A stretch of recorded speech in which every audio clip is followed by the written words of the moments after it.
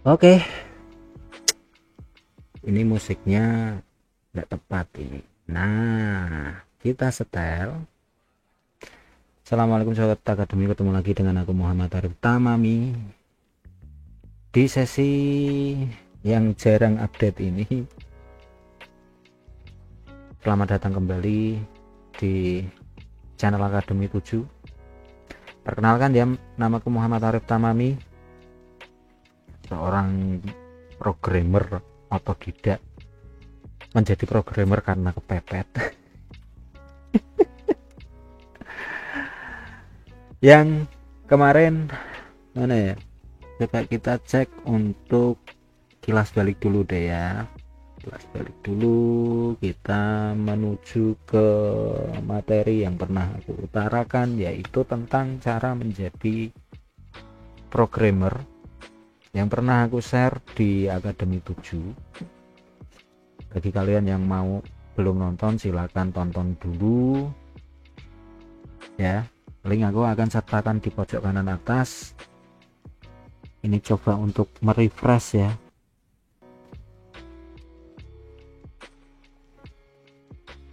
Resikonya CEO itu seperti ini, shift of everything, karena nggak punya tim, belum punya tim deng,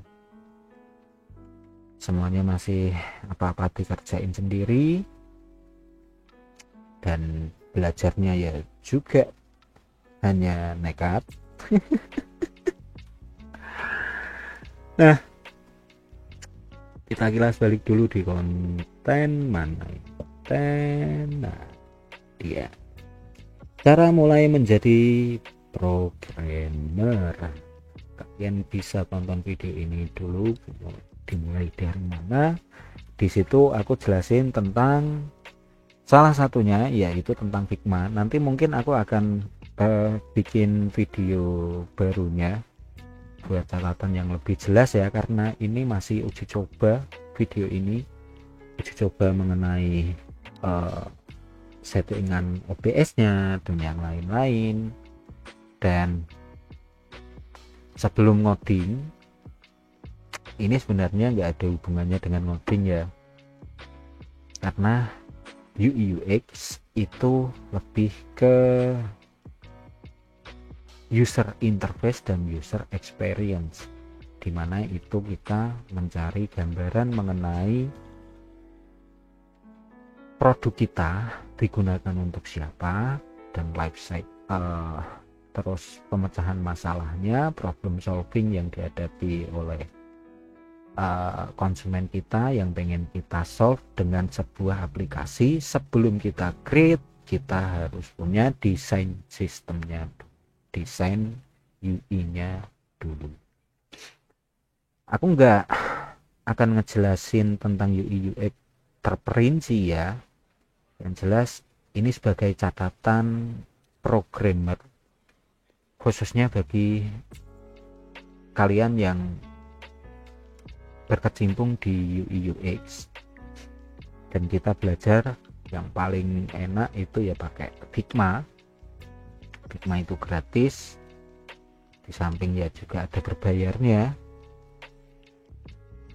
tapi cukuplah gratis buat kita belajar. Nah, pertanyaan yang sering ditanyakan mengenai Bang, sebelum ini ya juga pertanyaanku pas waktu awal-awal belajar UI UX ya, itu gini, kita langsung gambar dulu, basic jelas ya, basic mengenai toolsnya seperti frame, rectangle, huruf, tool-toolnya itu fungsinya seperti apa, itu pastilah kita harus menguasai. Cuma pertanyaannya yang di sini,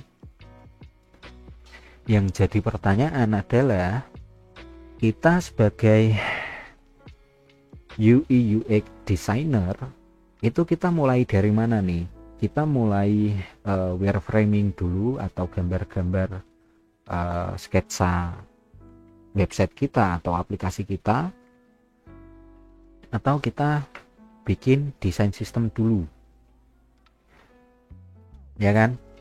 Soalnya desain sistem itu memakan waktu, aku tidak memungkiri itu. Apalagi yang bagi yang pemula banget terjun di UI UX itu bikin desain sistem itu ribet. Kita nggak gambar-gambar malahan, tapi kita mikir komponen yang paling kecil sampai kita yang bisa di reuse, yang sebenarnya tujuannya sama sih. Untuk kalian nyamannya bagaimana deh, gitu aja. Kalau secara harfiahnya, kalau aku pribadi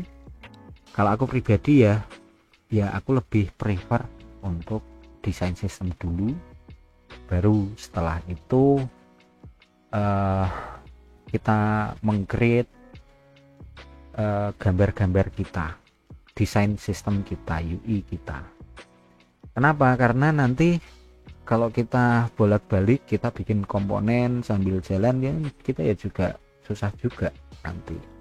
Tapi ada juga yang bikin komponen nanti sambil jalan, desain sistemnya sambil jalan, enggak apa-apa, itu sah-sah saja selama kita nyaman dan kita mampu gitu.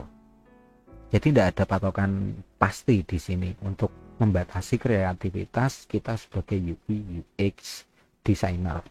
Nah, disarankan best practice-nya untuk di Figma sendiri, karena kita berurusan dengan komponen dan varian. Komponen dan varian itu apa sih Bang? Ini salah satunya sudah aku coba rekap dari sumbernya Figma langsung di YouTube, itu ada. Walaupun tutorial yang bahasa Indonesia ya juga banyak, itu lebih banyak ke shortcut ya. Aku bilang itu ya juga bagus, kalian bisa mengikuti itu. Dan nanti link aku sertakan di deskripsi. Ini dari built-in Figma design system. Nah, di sini kita buka dulu aja. Nanti kalian bisa get copy ya. Linknya nanti aku taruh di deskripsi deh, biar kalian lebih paham. Apa sih desain system?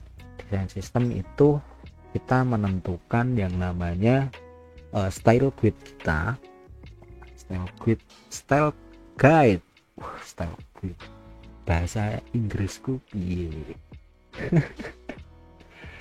Nah, di sini ada seperti tipografi, title header, header 1, header 2, subtitle, body, terus smaller here, terus pre-title, button text, terus link. Itu semua kita sudah tentuin tuh di awal, seperti apa, type scale-nya seperti apa, tipografinya seperti apa, yang nanti bisa kita lihat di tekstil yang di bagian kanan ini. Oke, kalian bisa lihat ya di sini.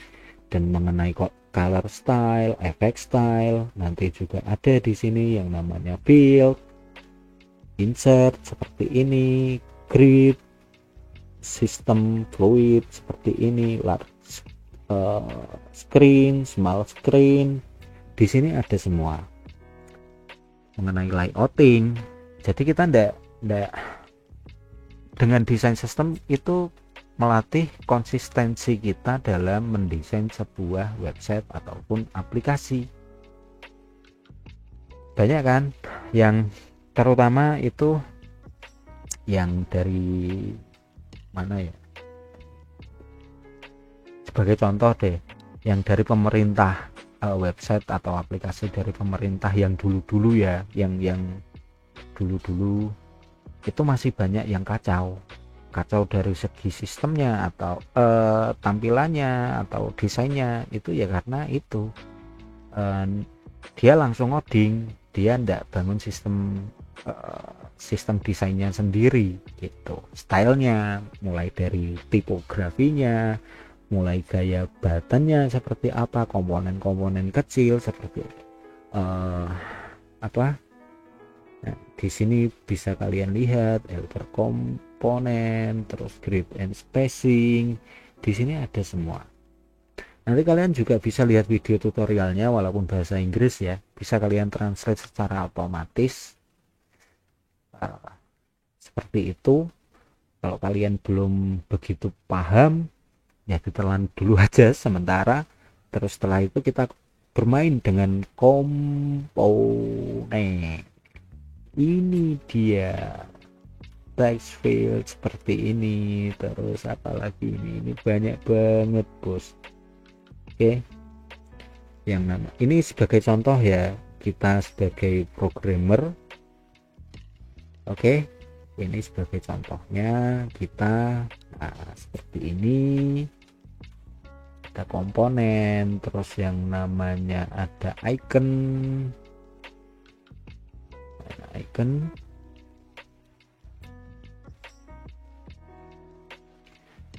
Kita lihat icon.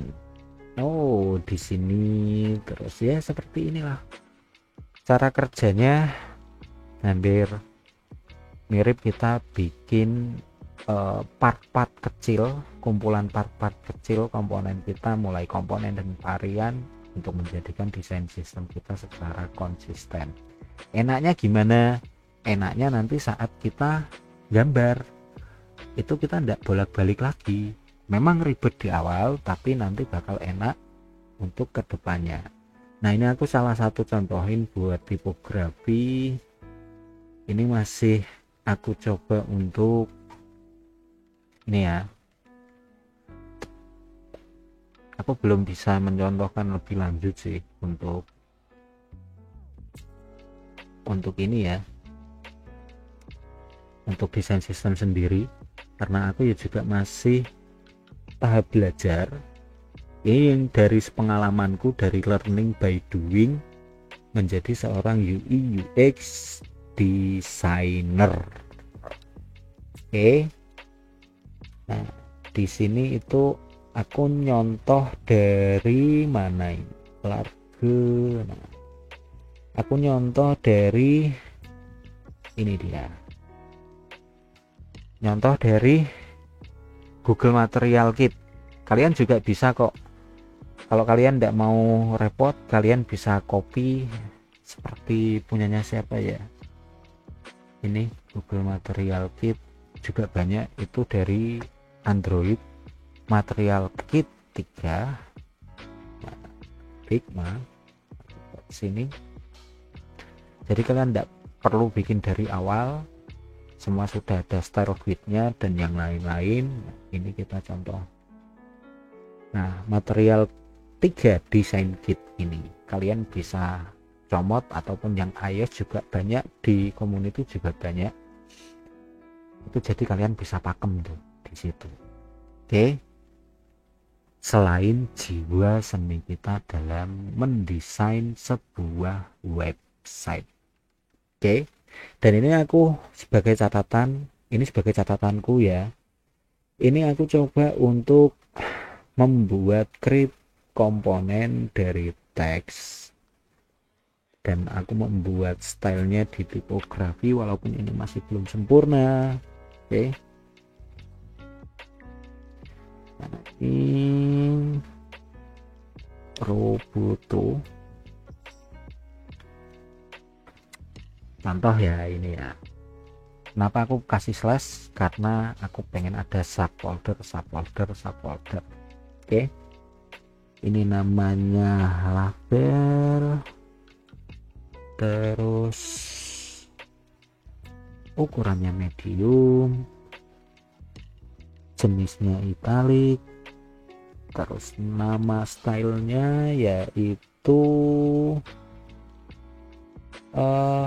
extra light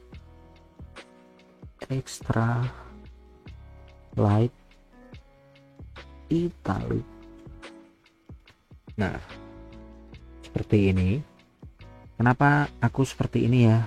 Untuk kita membuat ini contoh buat style. Oke. Dan salah satu contoh kita membuat sebuah komponen. Karena ini nanti akan nge-sub seperti ini. Oke. Nanti akan tergolong.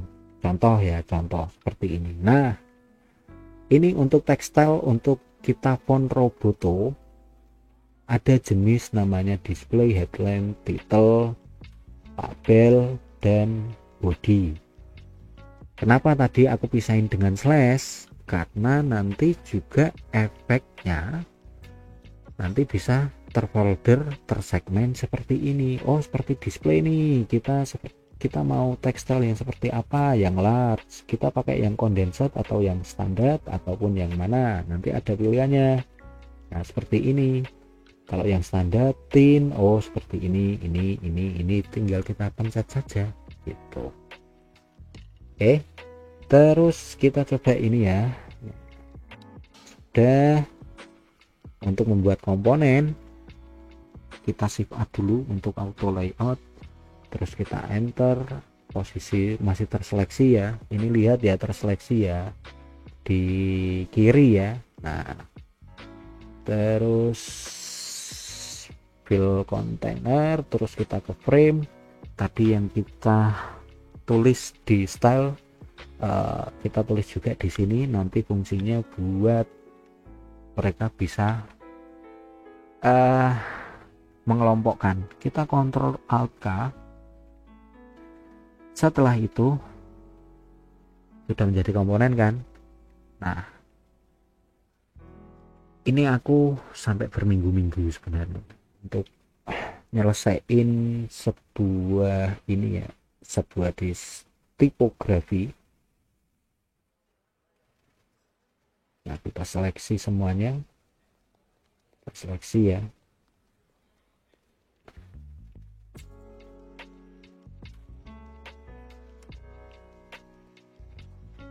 Kita seleksi sampai sini. Benar, sudah terseleksi semuanya. Oke. Nah, kalau sudah selesai seperti ini kan kumpulan dari komponen-komponen dari huruf-huruf kita.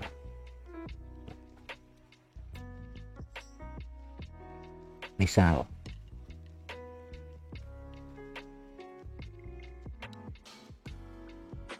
terus kita bikin yang namanya mana ini, kok enggak ada, kita cek satu-satu apakah ada yang tertinggal. Kita bikin yang namanya varian.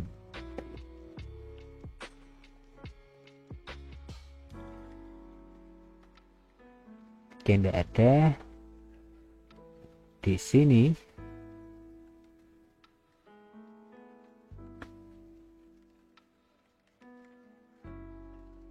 kita ini bikin widget, terus selection,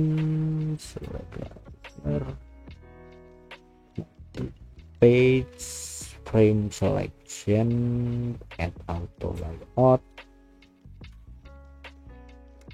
publish selected komponen. Nanti akan tersegmen seperti ini.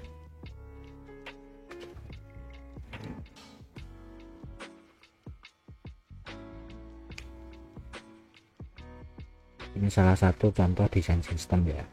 Jadi kalian nanti bisa menduplikasi nanti ada di aset ini. Nah, ini dia namanya typography. Oke. Di sini ada roboto, di sini ada body, ada display, headline, label, title, large, medium. Di sini ada lagi kelompoknya seperti ini. Nanti bakalan jadi seperti ini. Oke.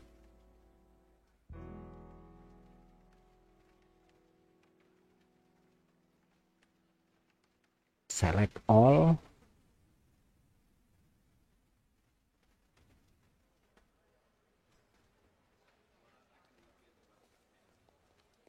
Kita create komponen. Seharusnya sih enggak. Coba kita tes satu-satu. Apakah masih ada? Create komponen. Oh, ada satu yang belum. Body, medium, condensed. Oke. Nah, kayak gini nih, ada yang terlewat kan ternyata, yang belum kita komponen. Mana ini?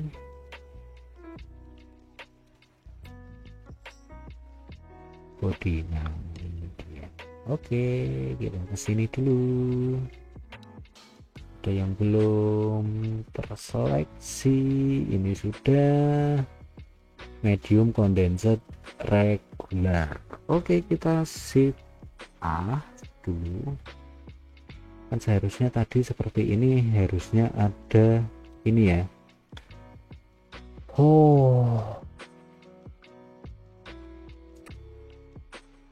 Foto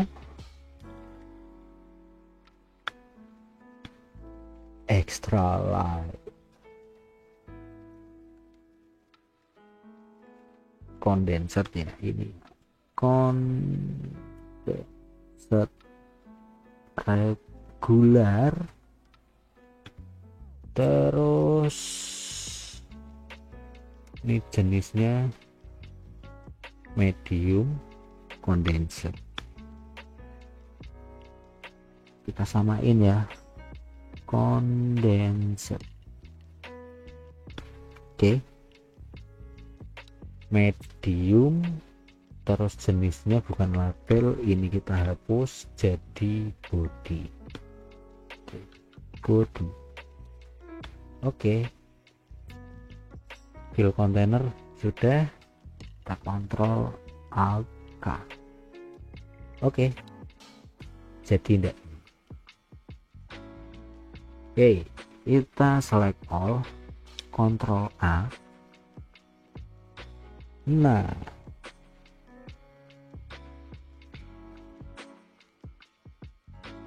sudah. Kita cek satu-satu lagi apakah masih ada yang tertinggal.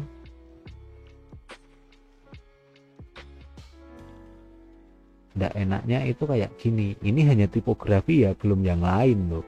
Kalau yang lain seperti apa coba? Pastinya kalian males kan? Makanya ada yang bilang, enakan kita langsung gambar dulu bang, gitu. Ini dia body medium condensed light. Condensed light. Oke, ada lagi.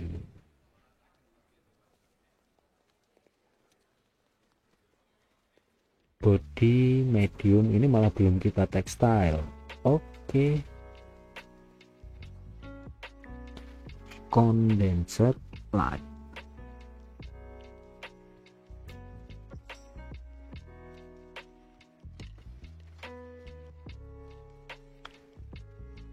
Oke, kita hapus ini. Terus ekstranya kita ganti condensed. Italiknya kita ganti ke condensed, jenisnya condensed ya. Kalian harus menyesuaikan slash ini tergantung dengan huruf yang kalian pakai ya. Jadi jangan asal juga gitu. Tapi untuk label, body dan yang lain-lain, ini aku memang meniru stylenya material kit body. Oke, medium kita kontrol A, kita kontrol A, terus kita kontrol C buat copy, kita create style, masuknya sudah, oh ya sama. Nah itu kita shift A, kita fill container, enter ya 2 kali. Setelah itu di frame kita tinggal paste, enter. Setelah itu kontrol alt K. Oke, kita coba lagi kontrol A. Nah, kalau sudah ada tulisan combine as variant, ini enaknya nanti akan seperti ini. Kita lihat dengan kontrol mouse, kita zoom out dulu semuanya. Ini sudah berarti fix, sudah semua masuk ya. Ini contoh kita melakukan combine komponen dan juga varian. Oke, kita combine as varian. kita klik. Nah, nanti ada yang namanya properti seperti ini. Oke, kalian bisa mengaturnya seperti ini. Properti 1 ini ada yang namanya display, label, title, headline, display, body, headline atau apa. Nah, terus ini ya namanya jenis deh, name-nya tak bikin jenis. Oke, terus parts ini kita ubah jadi, kalian bisa klik 2 kali, size. Oke,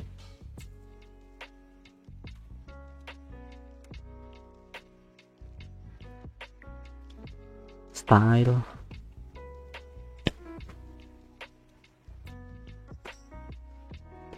properti 4-nya black,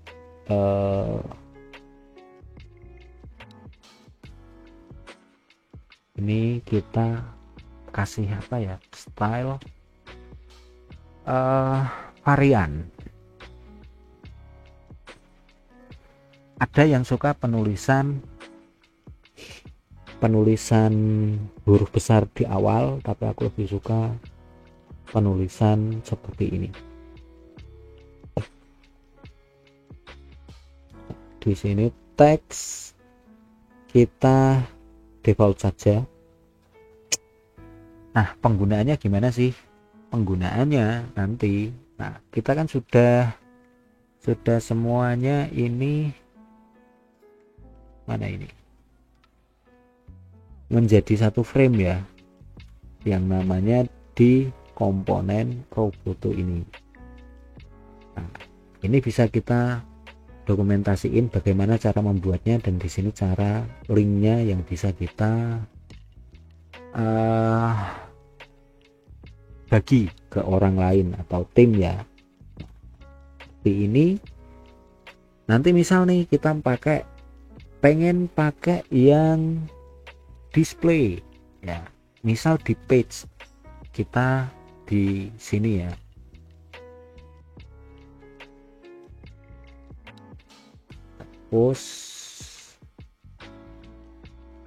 kita hapus, misal kita pakai frame standar aja deh, desktop ya. Terus kita tinggal klik saja di sini di aset, nanti akan muncul nih tipografi Proboto. Nah, nanti akan muncul nih di sini. Atau kalian bisa lihat di layar. Ini kita undo dulu, Ctrl Z. Oke. Setelah itu kita menuju ke tipografi. Kita select dengan kontrol seperti ini. Nggak usah kontrol, deng, arahin kursornya. Oke, kita bisa kontrol C atau kontrol D, silahkan. Aku pakai kontrol C ya. Terus setelah itu coba kita kontrol D di sini, kontrol D, paste here. Nanti akan ada instance yang seperti ini. Nah, nanti nulisnya enak tuh. Dimana kalian tinggal mau beralih jenis apa, mau yang headline ya, tinggal kita bikin headline saja. Terus mau beralih ke mana, ke yang large, kita pakai yang medium misal. Oke, kita pakai medium. Terus kita pakai yang stylenya italic, medium aja deh. Nah, seperti ini nanti.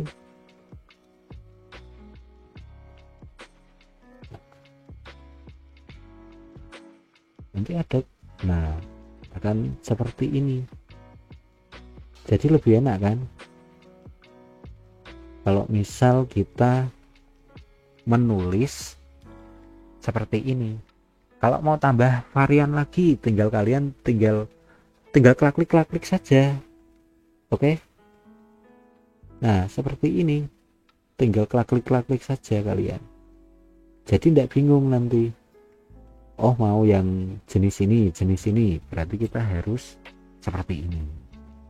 Kayak gitu. Oke.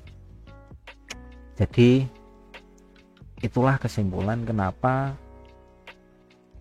kita bikin yang namanya desain sistem. Memang ribet di awal, tapi bakal memudahkan kinerja kita dan konsistensi kita saat kita mengerjakan proyek UI UX kita di Figma. Semoga ini bisa membantu bagi kalian yang memang masih pertama kali terjun di dunia ini. Di dunia apa ini?